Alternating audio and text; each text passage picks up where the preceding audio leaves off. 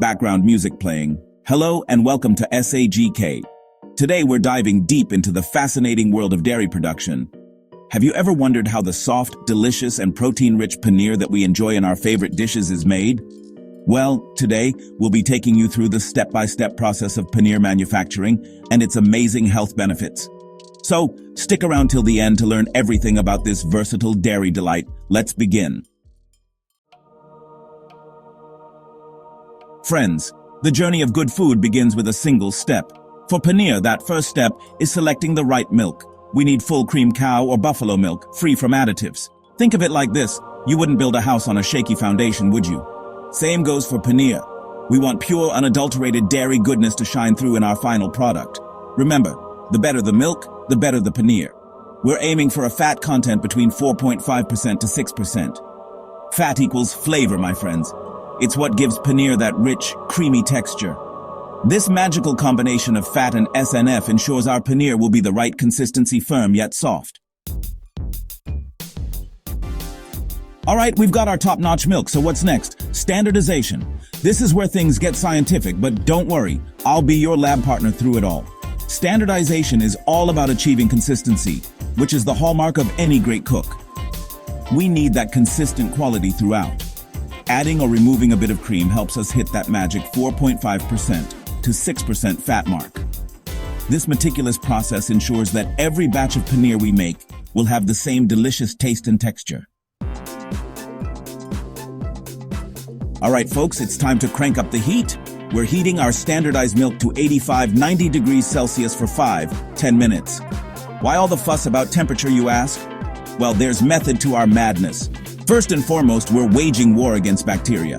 Heating the milk to this temperature is like sending those microscopic mischief makers on a one-way ticket to oblivion. But wait, there's more. This high-heat treatment isn't just about safety.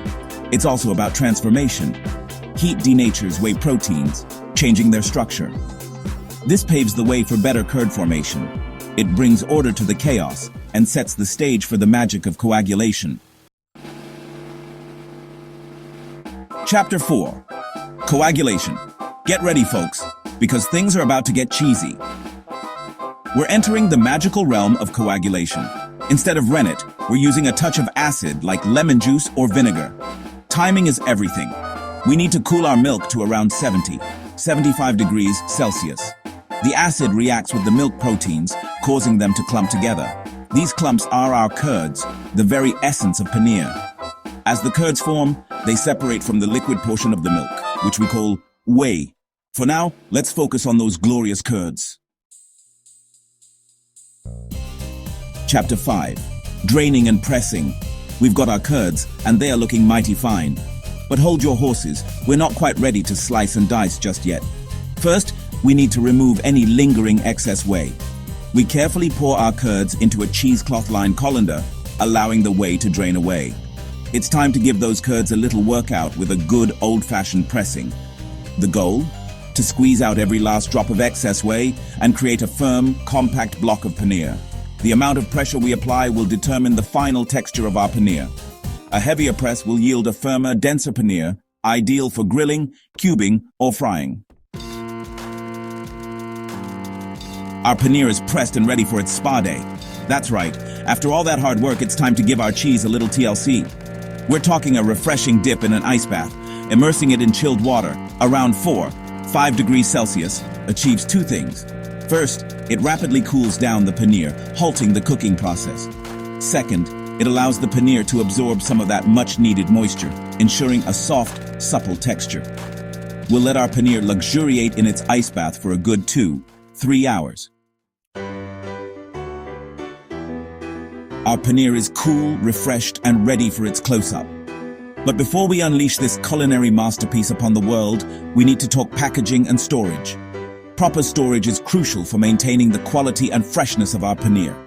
We're talking vacuum-sealed bags or airtight containers. Vacuum sealing or storing in airtight containers prevents flavor transfer and keeps our paneer tasting fresh and delicious. When stored properly at a chilly 4 degrees Celsius, our paneer will stay fresh and ready for action for up to 7 days. That's a whole week's worth of cheesy goodness. We've journeyed through the entire process, from humble milk to glorious paneer. But our exploration wouldn't be complete without delving into the nutritional treasure trove that is paneer.